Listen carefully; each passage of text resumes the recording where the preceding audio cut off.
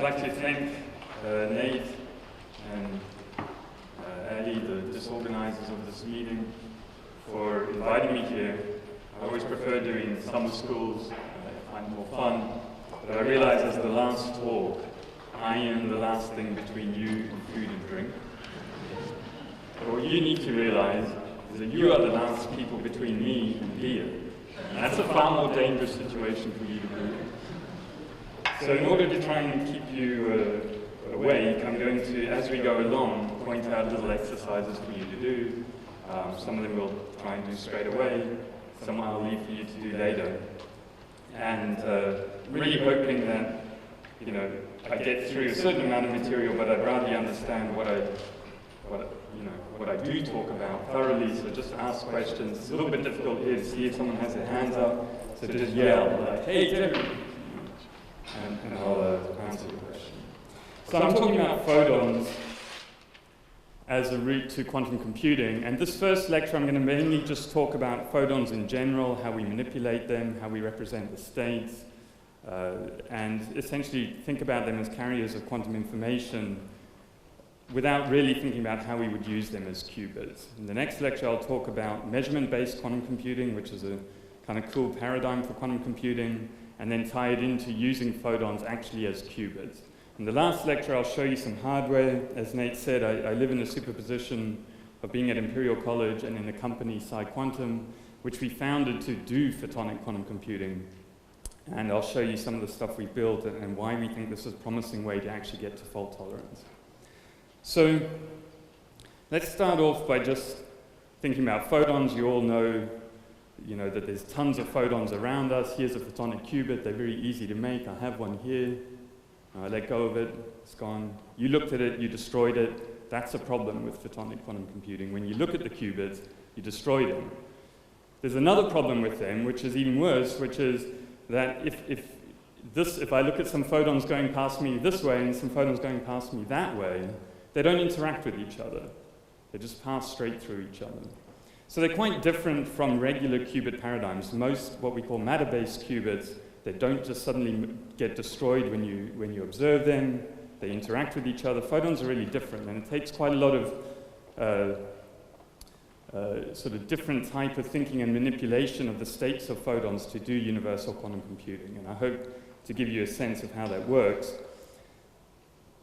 Hopefully you already have the sense that if I say, look, I've got 2 blue photons here and 1 red photon over there, that I can represent the state of those photons as something like 2 blue, 1 red. Okay? So what do I mean by this? For a start, I'm going to use a funny notation where this kind of cat basically refers to a number state or a Fock state. Okay, I'm doing that because it can be confusing when you see cats that are to do with qubits versus cats that are to do with number states of photons. So you have some sense, I hope, that photons are described as harmonic oscillators. There's nothing really harmonically oscillating. This is a mathematical game. But actually, a lot of what I talk about would apply, for example, to phonons in a solid, in which case there really is something out there oscillating. Okay? But mathematically, we just have a description in terms of a whole bunch of harmonic oscillators, and you can have some number which ranges from 0 to infinity of photons in that thing here that we call a mode. Okay.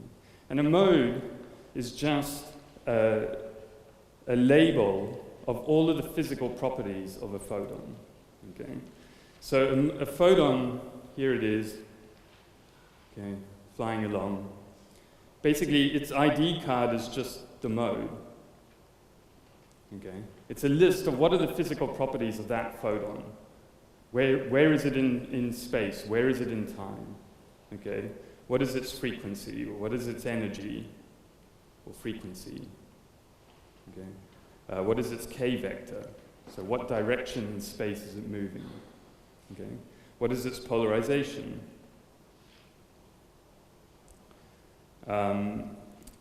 What is its position in space or time? Okay. So there's some of these degrees of freedom that are sort of easier to to manipulate than others with photons. There's one actually that for me personally was sort of interesting when I was a PhD student, orbital angular momentum. People argued about whether this was a fundamental degree of freedom for a photon. There were people saying orbital angular momentum is some kind of like many photon emergent property. Other people were saying no, it's a fundamental property of photons. And it wasn't until around the year 2000 that Zeilinger and Vaziri violated a Bell inequality using orbital angular momentum degrees of freedom that we really knew that it was definitely a pure sort of quantum degree of freedom of a photon. Okay, so the mode, so I could just say the mode, let's call it mu, describes all of these physical properties of the photon. And for some of these degrees of freedom, if two photons differ even a tiny amount in that degree of freedom, then they're really distinguishable and different from each other. Okay? But for other degrees of freedom, that's not true. So for example, you know, the energy, which is just proportional to the frequency, if I have two photons, even just a tiny, tiny bit different in frequency, in principle, they're distinguishable, and so they really refer to orthogonal modes. So it doesn't really matter whether I had two blue photons, and if I said I had one photon that's just a very slightly different shade of blue, that would also be described by a quantum state like this, because that whatever that sort of blue plus epsilon was, it would be an orthogonal state. That's not true of the polarization. So the polarization of a photon, if you rotate it a small amount, it's not orthogonal to the original photon, right? So the structure of photonic quantum information, you have to be very careful, you know, what are the modes? And in everything that we do here, I'm going to just sort of fix the polarization and just say the polarization is fixed, and in fact the orbital angular momentum is fixed. It's the same, every photon that I talk about, it's going to be the same from now on. And so we're just basically looking at degrees of freedom to do with things like the frequency and the k vector and so on. Okay, so now let's talk about how do we manipulate a mode. Okay, so we have to sort of imagine an arbitrary sort of hypothetical device for the moment, and basically I want to know, I have a photon coming in here, that'll be my little symbol for a photon, and that photon is in some mode mu, and I want to know, like, what can I say about a device that changes the mode of that photon, that changes the physical properties of that photon, changes its identity. Okay. Now,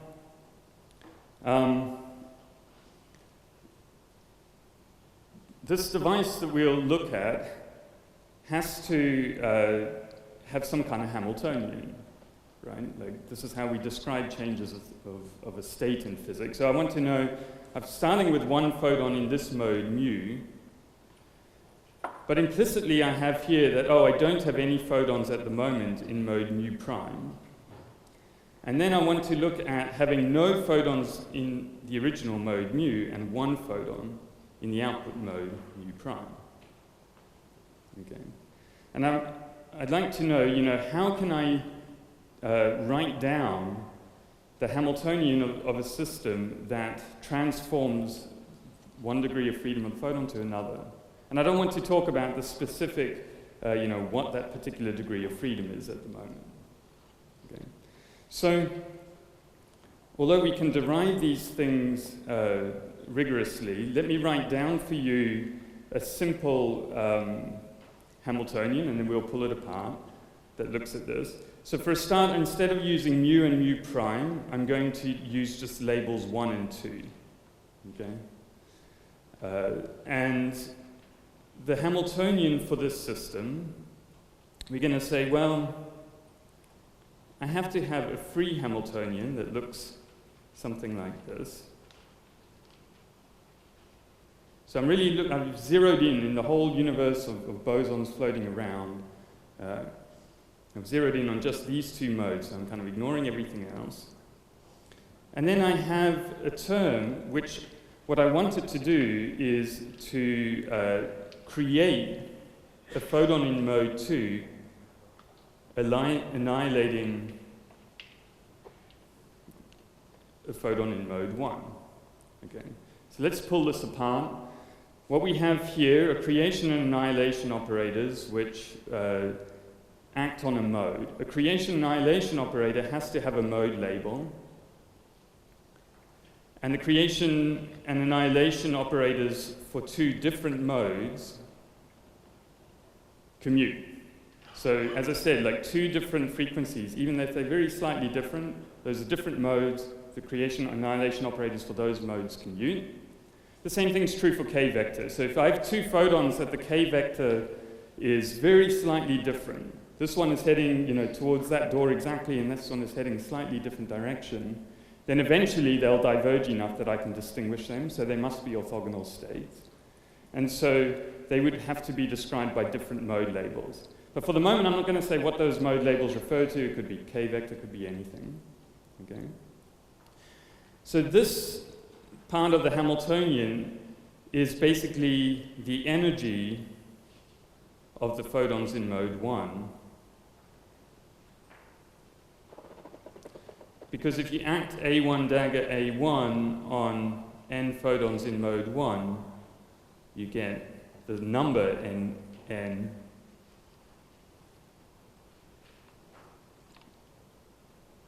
back, the n photons in mode 1. And so the energy of n photons is nh bar omega, or omega 1, sorry. Okay. So this part is the free Hamiltonian H0 of the two modes, just tells you what are the energy of the photons that I have in the two modes. And it's this part here which says I annihilate a photon from mode 1 and create one in mode 2 that I want to describe this process here. Okay, so I'm going to call this interaction Hamiltonian, and there's some caveats that will go along with that in a few minutes. And for the moment, you can just think of it as a guess, okay, as to how to describe this thing. So I want you to get a piece of paper and start thinking. I know this is hard at school. I want you to try and work out as quickly as you can what is the commutator between H0 and HI. Okay. So this is a game of manipulating creation annihilation operators. There are some relationships which help make it a bit easier. One is that AI dagger AI with AJ dagger.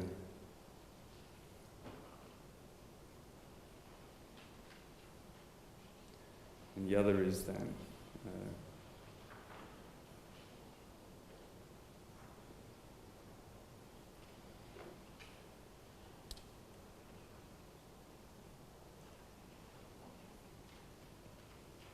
okay. And I'll give you even enough to tell you that the answer is something times, let me get it, get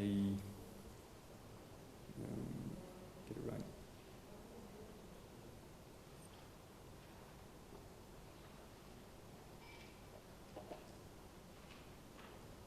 Something like this. Okay. And to motivate you even further, whoever tells me the answer first, Nate, Professor Lindner over there has said that he will give them whatever they want.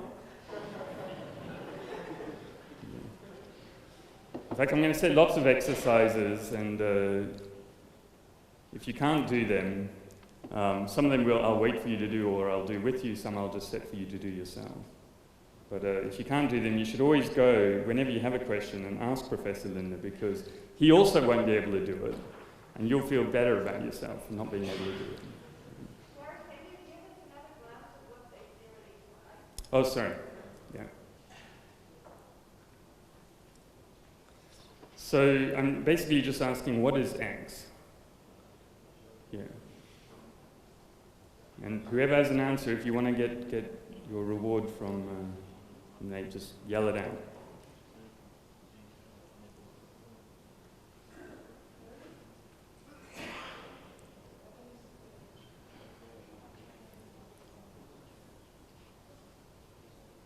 And this is one of those schools where you're allowed to cheat. You're allowed to copy the person next to you, or at least talk about it with them.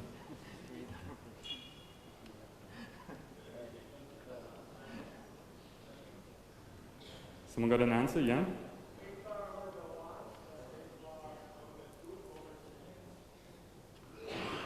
So the answer 1. H bar omega 1 plus H bar omega 2 over 2. So what already makes me suspicious is that this coupling constant G needs to appear in it. Sorry? Times by G? Okay, it's not quite right. To within a Professor Lindner error, it's right, but it's not physically right. Okay. There's one small thing missing. Minus. Yes.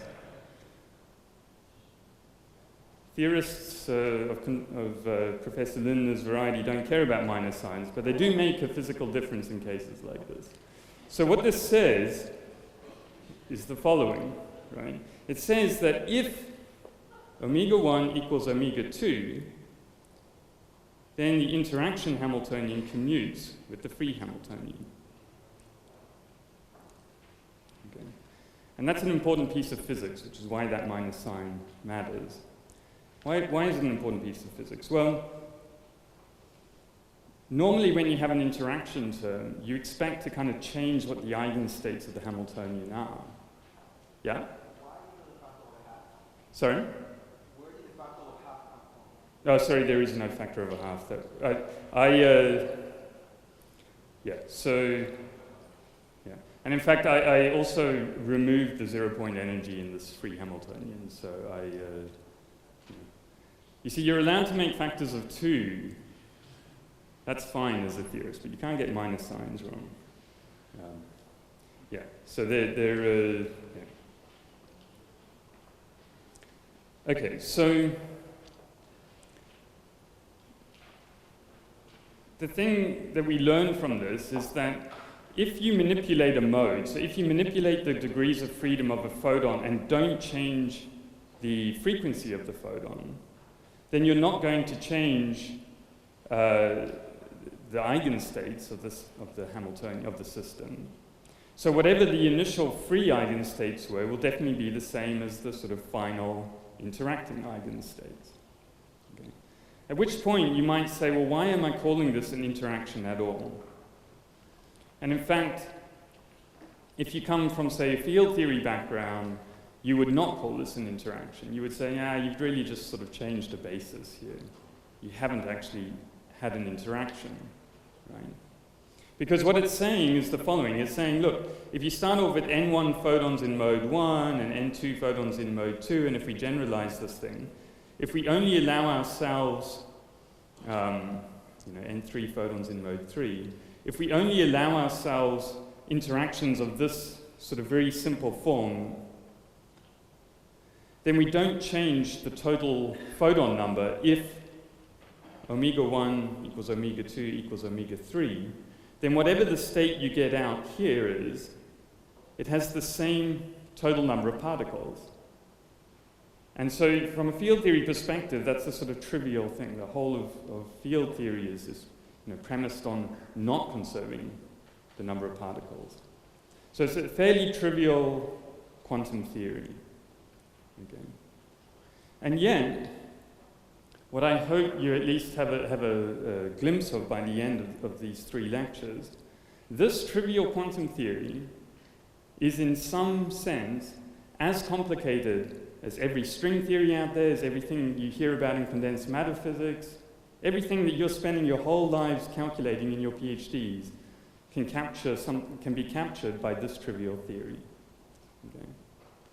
Which, I personally find quite remarkable. And the reason I make this claim is that we can use just these trivial interactions plus one extra ingredient, which is measurement of the number of photons. So we make a projective measurement, we count the number of photons in a particular mode, okay? And we do it in the number basis, so we know at every stage we know exactly the total number of photons in the system. We just take this free theory, add some measurement, and it's universal for quantum computing. So either quantum computers can't simulate all quantum theories out there, which would also be a remarkable result, or what seems more likely based on what we know, and you know, people like Stephen Jordanson, who's sitting here, understand much better than me. So if you have a question, ask him in his lectures. As far as we know, that's, you know, universality is there's just sort of one type of quantum. This is universality in a quantum computing sense, not the condensed matter sense. It's just, this thing is kind of as good or bad, let's say, as any type of quantum computing. Okay. So it's a little bit magical when you first hear of it. I was a student when this result first came out. And over the years, we've sort of simplified it theoretically in many ways and simplified it practically. But the original realization that this is true was due to Neil LaFlamme and Milburn. Okay. But what I'm going to tell you about today is sort of a completely different route to finding this, to showing this universality. Okay, so to start this journey of working out, like, why is this thing which seems so trivial actually non-trivial? What we need to do is understand, okay, I have this magic box that has an interaction that's of the form like this, okay? How do I describe what happens if I put, I don't know, like 7 photons in mode 1 and 2 photons in mode 2 into this box, right? So I start with a product state of some number of photons in mode 1 and mode 2, and I'm going to get out some state here. And I want to know, you know, how do I compute what that state is? And actually, although you can sort of, you know, as with all quantum mechanics, you can say, oh, well, you know, the solution is just e to the minus I, the Hamiltonian times time, acting on the initial state, so psi out is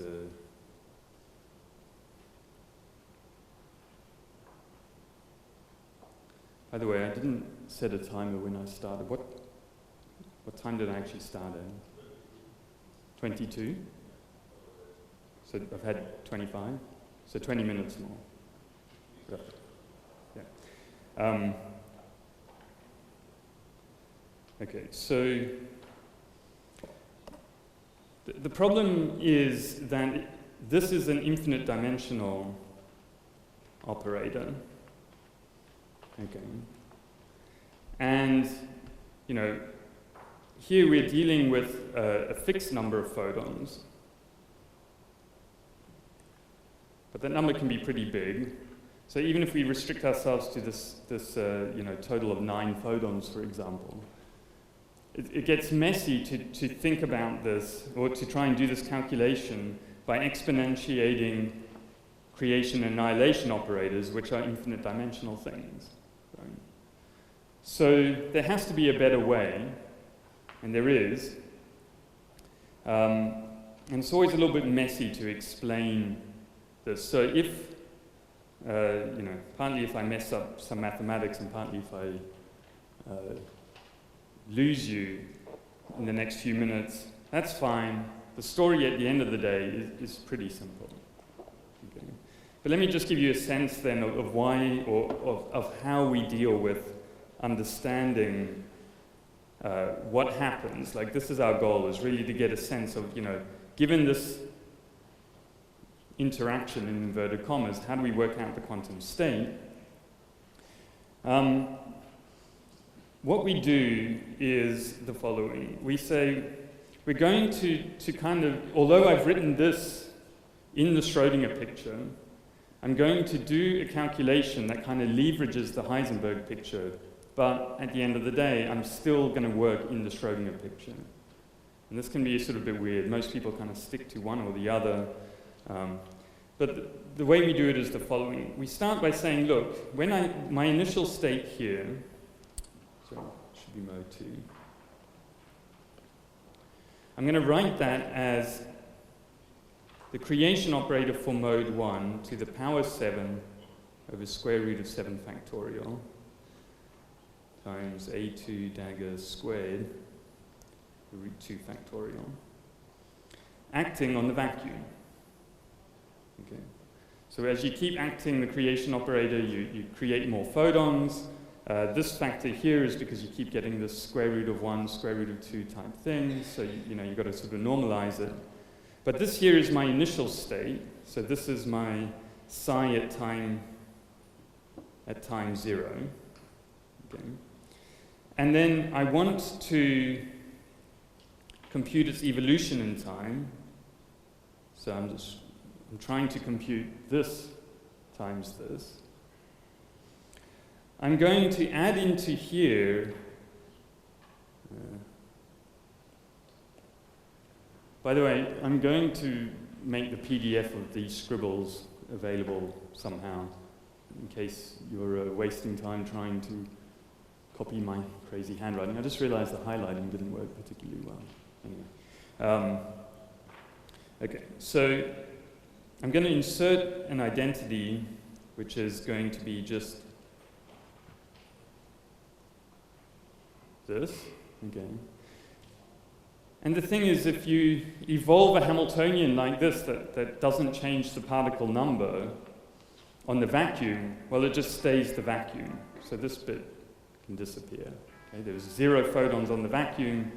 Evolve the vacuum by a Hamiltonian like this, you end up with just vacuum. And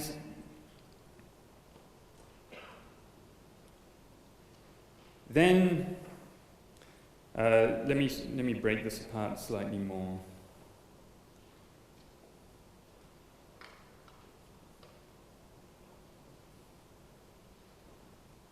I'll just break apart one part of it here.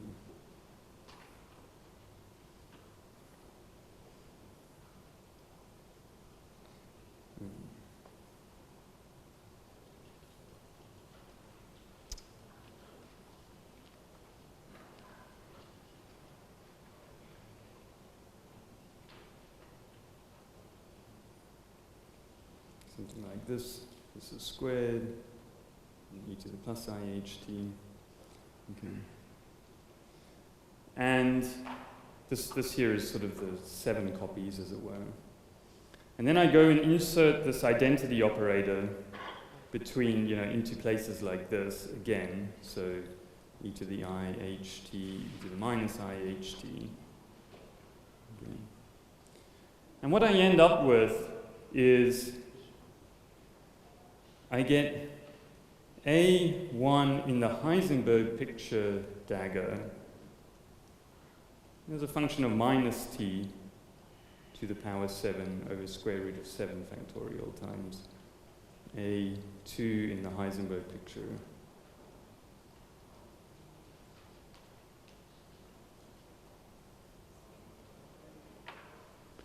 Okay. So if you're used to the Heisenberg picture, in the Heisenberg picture, the operators evolve in time, the state does not. These are different operators, right? These are time-evolving operators. Everything I wrote here, these were Schrödinger picture operators implicitly. Okay. But then, it turns out that it's easy, in inverted commas, to find these. These are easy to compute. At least by comparison to exponentiating some infinite dimensional matrix, which particularly these days when everyone just uses MATLAB or Maple, something can be a problem. So, as I said, like if you're not 100% with me, that's okay. The goal here is to convince you that what I really want to do in order to work out kind of how the Schrödinger picture state evolves is work out how the Heisenberg picture operator evolves. Okay. Now, to work out how the Heisenberg picture operator evolves, I need to use the Heisenberg picture equation of motion, so I want to write something like dA1 Heisenberg dagger dt is I times the commutator of H.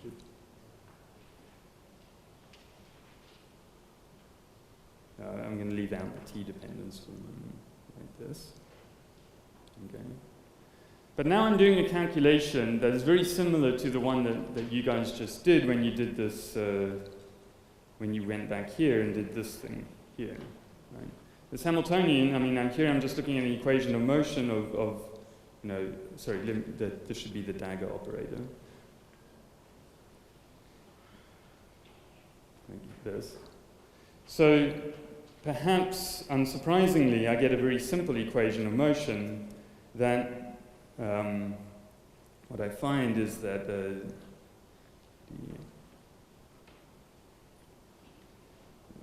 like I omega A1 dagger plus I G A2 dagger and dA2.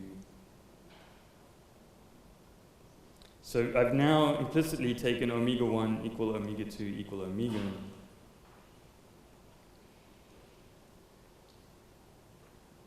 Like this. Yeah.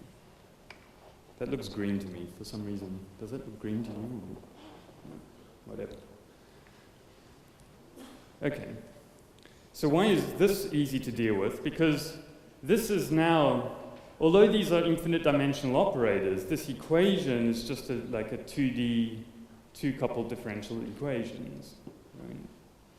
And so if you say, look, I'm going to think of a kind of vector that's like this, A1 dagger, A2 dagger. So this is a funny object, like it's a vector made of operators. But this equation is just, you know, d, let me call this, let me just write it like this, d this dt is equal to I times a matrix that looks something like this, times that. And these are Heisenberg picture operators. Sorry. Okay. And it's easy to solve such an equation. You say, oh, well, you know, A1 dagger, Heisenberg, too many superscripts here. It's just E to the I, and then this, the exponential of a 2 by 2 matrix times this thing at time 0.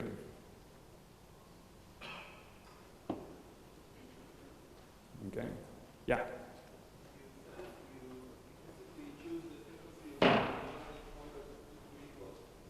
Yeah. So everything I'm going to talk about now is for that special case where the interaction commutes. Sorry.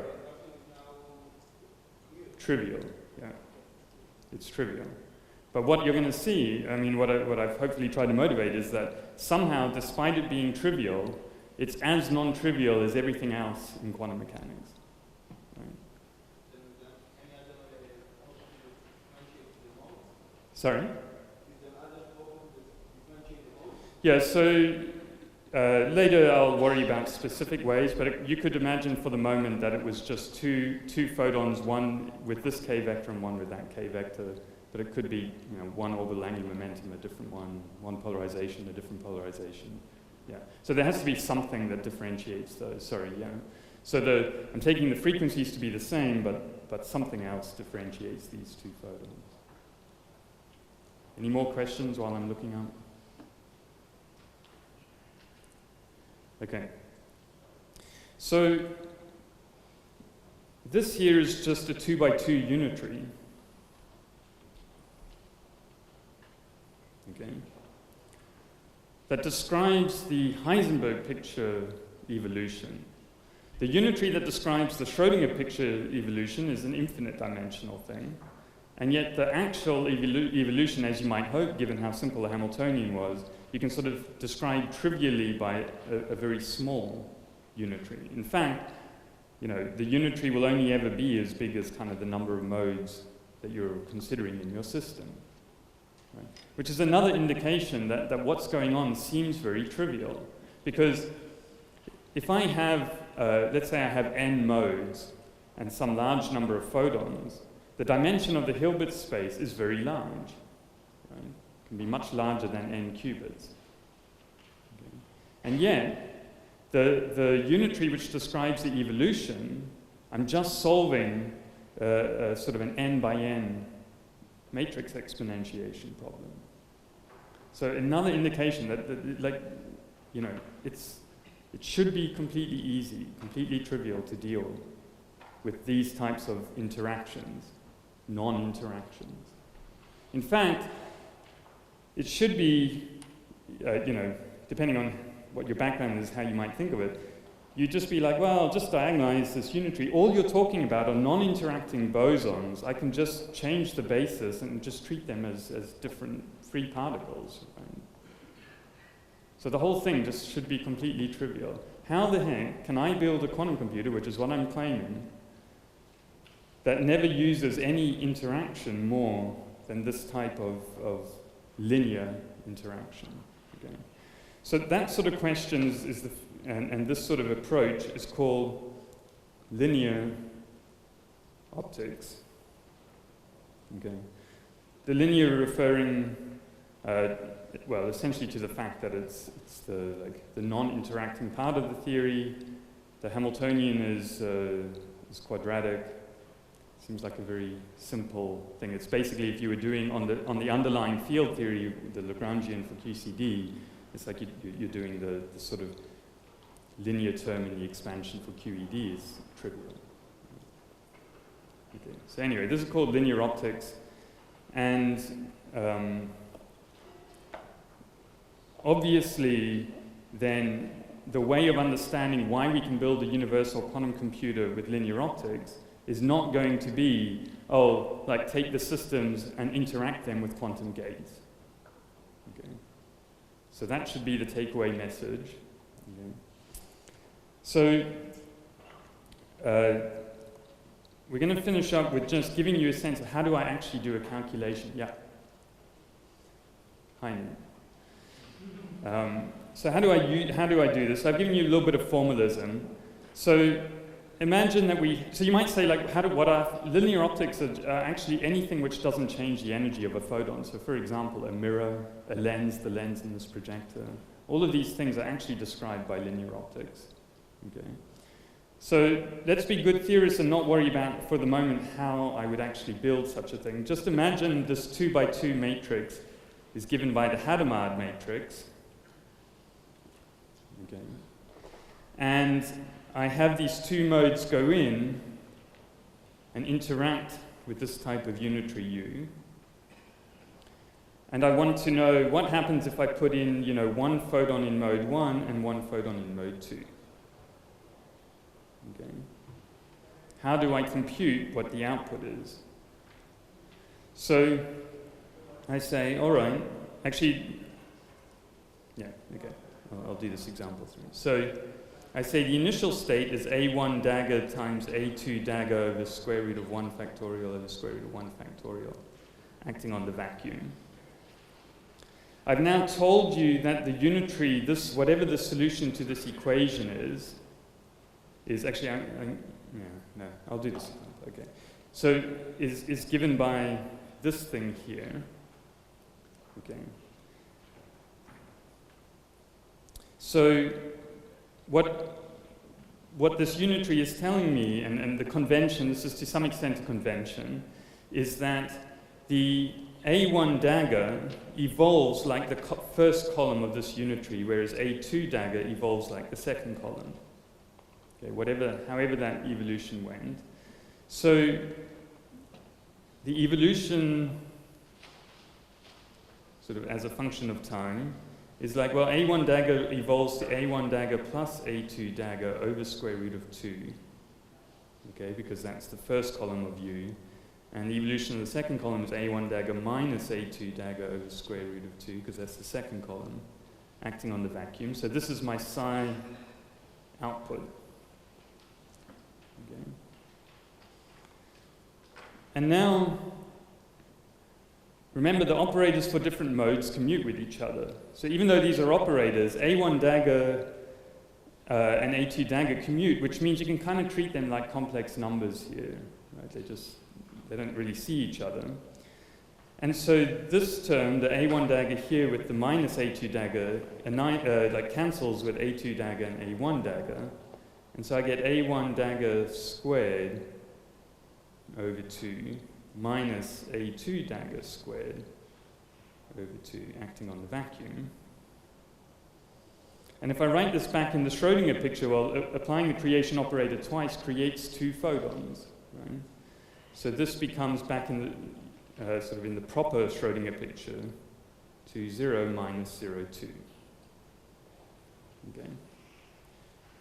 So what this says is that if your unitary happens to be described by a Hadamard matrix, which if you were a qubit, you would say like, oh, that's going to rotate me to some superposition of 0 and 1. We don't have qubits, we've just got some photons here.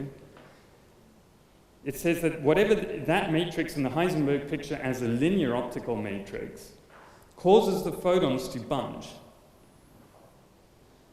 Both photons will go the same way. And that's the sort of paradigmatic operation of a beam splitter. And so this thing here is actually just a beam splitter. So you can imagine that it's basically a half-silvered mirror, and I've shone 2 photons onto it. This is a 50-50 beam splitter.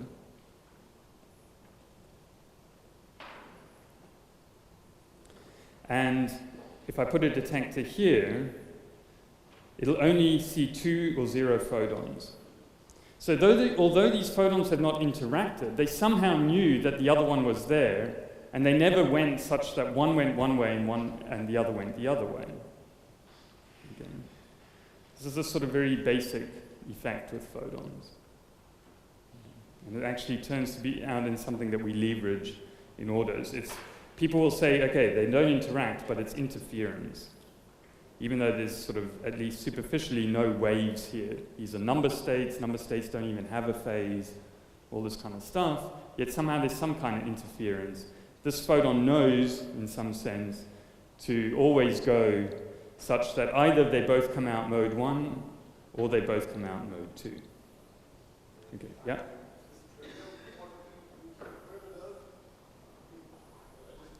Is it trivial in what sense is trivial? Oh, really? Yeah, so it's trivial in the sense that it's from a non-interacting theory. In that sense, it's sort of bosons do this. Okay. The word trivial is, to some extent a subjective thing. Okay. I just want to set an exercise. Now that I've shown you one thing, I want to set you an exercise that if you do it, it'll help you understand stuff that comes at the later part of the second lecture. Okay. So the exercise is the following. I'll write it in blue before Nate chases me off here. So the exercise is take a device that has 4 modes.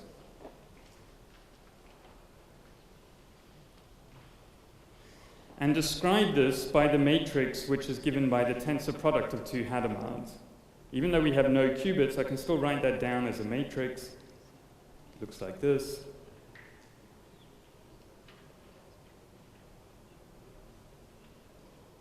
That's a unitary matrix. I want you to say this: of the 6 possible input states that have 2 photons in separate modes, so of the 6 possible input states which have 2 photons in different modes, so not 2 in mode 1, but 2 photons in different modes, which ones can cause, let me call these D1, D2, D3, D4, the detectors at the output, can cause D1 and D3 to click. Okay. So I'm just saying, you know, essentially evolve, you'll see a pattern, just do it for one or two of those, you'll kind of get a sense for how it works. Try evolving the state which has, you know, one photon in mode 1, one photon in mode 2, no photons in mode 3, and no photons in mode 4 under this evolution, and will that state cause detectors D1 and D3 to click or not? Okay, with some probability. Some of the input states will, and some of the input states won't.